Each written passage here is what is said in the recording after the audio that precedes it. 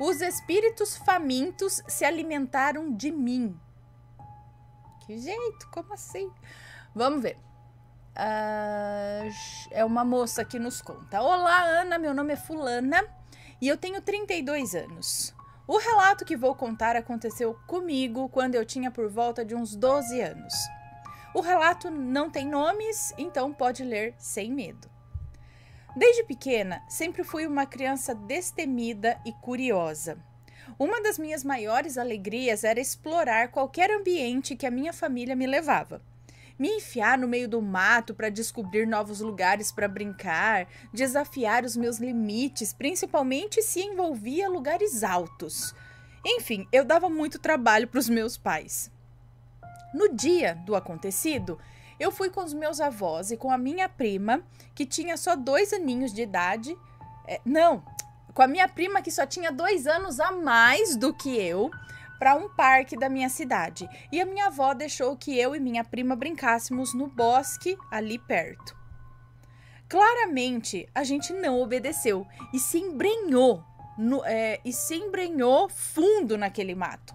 Afinal, os parques da minha cidade são muito grandes. Em dado momento, enquanto subíamos um morrinho, encontramos os restos de uma construção em concreto, que tinha ali uma série de andares que desciam na transversal até o pé do morrinho, como se fosse uma imensa escada. Nessa construção, só sobrou o piso. Dessa construção só sobrou o piso de cada andar e as colunas que sustentavam o andar seguinte, superior àquele. Bem no meio de cada piso havia um buraco quadrado que dava para o piso seguinte.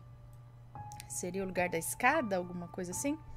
Continuamos a subir até que vimos o que significavam os buracos quadrados em cada andar. Olhando por baixo, no último piso, o andar mais alto, havia uma espécie de duto quadrado de metal que descia por aquele buraco no piso, todo enferrujado e que se partia antes de chegar ao buraco do piso após ele. Hoje eu imagino que aquilo era um tipo de construção para escoar grãos, mas como boa criança corajosa e desmiolada, eu enxerguei um escorregador radical. Que perigo, gente. Eu e minha prima subimos até o último andar, doidas para brincar. E nesse último andar, a característica do escorregador radical era um pouco diferente. Havia um tipo de buraco em formato retangular, com possivelmente mais de 3 metros de largura e cerca de 1 metro de profundidade. O interior do buraco inclinava em direção ao duto quadrado, que nomeamos de escorregador radical. Nós nos ajudamos a descer esse buraco e a minha prima foi a primeira a escorregar pelo duto.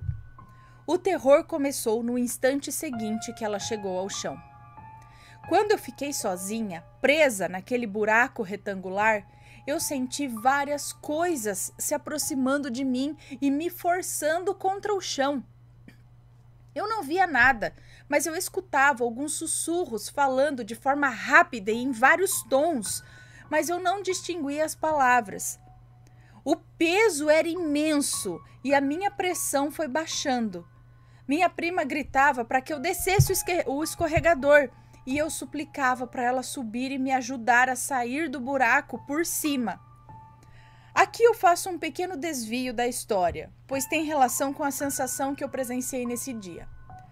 Desde muito nova, eu evito lugares cheios, pois tem vezes que estar em lugares assim me baixa a pressão. Eu tenho a saúde perfeita, mas certos lugares me deixam fraca, em especial lugares lotados de pessoas.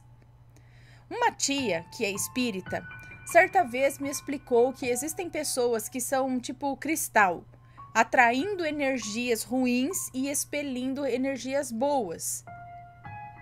Liberando energias boas.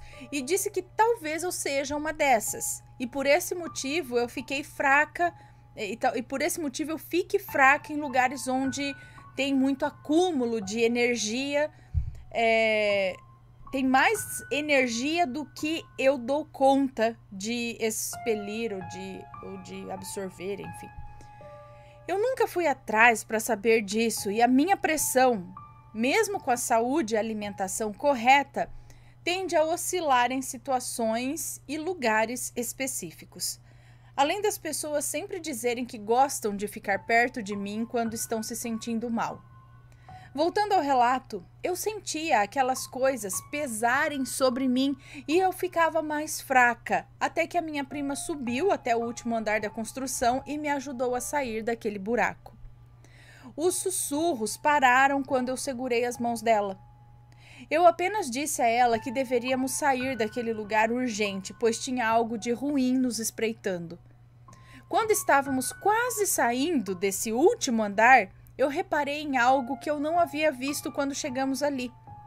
Meio escondido ao lado de uma árvore estava uma oferenda com comida e tal, que em nada lembrava as oferendas que se vê em encruzilhadas. Não que eu conhecesse muito disso na época, ou nem agora, mas eu costumava ver pelas ruas justamente por gostar de explorar e andar por tudo isso, então eu reparava nisso nas ruas. E por mais que eu fosse curiosa, me limitava a apenas olhar. Então eu sabia que essas oferendas que deixavam em esquinas eram sempre com pratos e potes de barro e sempre decoradas. Aquela lá, apesar de farta, era desleixada e sem potes de barro. Não estava em um local de encruzilhada, nem esquina. Estava escondida ao lado de uma árvore. Eu senti no fundo do meu ser que foi dali que aquelas coisas vieram até mim. Lembrei desse relato após te ouvir contar, em um dos relatos, sobre a importância de endereçar as coisas que damos aos do outro lado.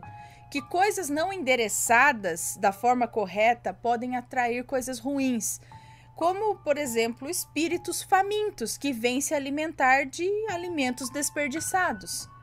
Creio que foram esses espíritos famintos que se aproveitaram da minha fragilidade espiritual para se alimentar de mim. Então eu pergunto aos assombrados: existe mesmo essa coisa de pessoas que têm tendência a puxar energias ruins e purificar? E é possível que aquela oferenda esquisita possa ter atraído acidentalmente espíritos famintos? Ou era outra coisa que aquilo atraiu e eu só dei o azar de estar no lugar errado e na hora errada? Nunca mais fui àquele lugar e nem recomendo que ninguém vá. Então é isso, Ana, agradeço por ler meu relato. Sou fã do canal desde quando o Matheus fez um especial sobre uma escada de 36 degraus que foi construída sem nenhum prego. A escada de Loreto, acho que é isso. Não lembro agora o nome, mas nessa época ele teve que fazer uma magia para você aparecer no canal. Agora só para mim, dá licença.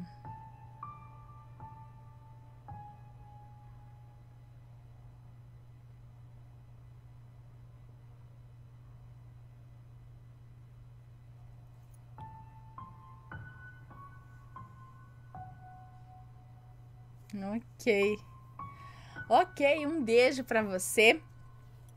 Então, eu sei que existem pessoas que puxam muita energia, mas eu não sei se elas transmutam energia, se tem gente que pega energia ruim e libera energia boa igual cristais. Aí eu também já não sei, certos cristais, né? Eu não sei. Se alguém souber aí, diga. Mas eu sei que existem pessoas que parece que atrai realmente aquela sugação de energia assim, porque libera muita tipo de energia, eu acho. Mas que perigo, hein?